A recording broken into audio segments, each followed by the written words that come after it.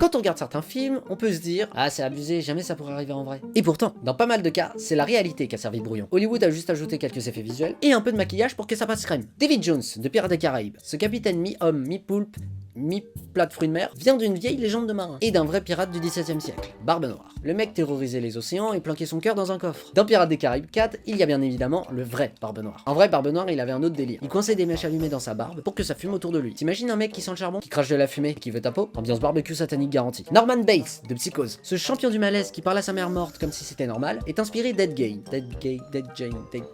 Ed, c'était pas juste un tueur, c'était un passionné de déco. Meubles, vêtements, rideaux, tout fait maison, en peau humaine. Ah, qu'est-ce que c'est devenu Ikea finalement? Rasputin, Anastasia, Hellboy et bien d'autres films. Dans tous les films, il est immortel.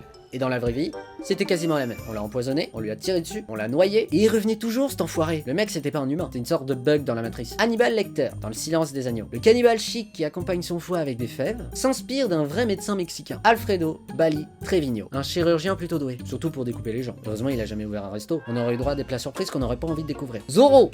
Ouais, Zorro. Avant d'être le beau gosse masqué qui découpe les ânes en slow motion, Zorro vient d'un vrai bandit du 19e siècle. Joaquin Murrieta. Il défendait les opprimés, c'est vrai, mais sans les chevals de course, ni les cascades stylées. Plutôt ambiance Anne fatiguée. On croit que les films exagèrent, mais la vraie vie avait déjà pondu des choses pires. Hollywood au final c'est juste une grosse soirée où tout le monde est bourré. Et spoiler, ça part en cacahuète très vite.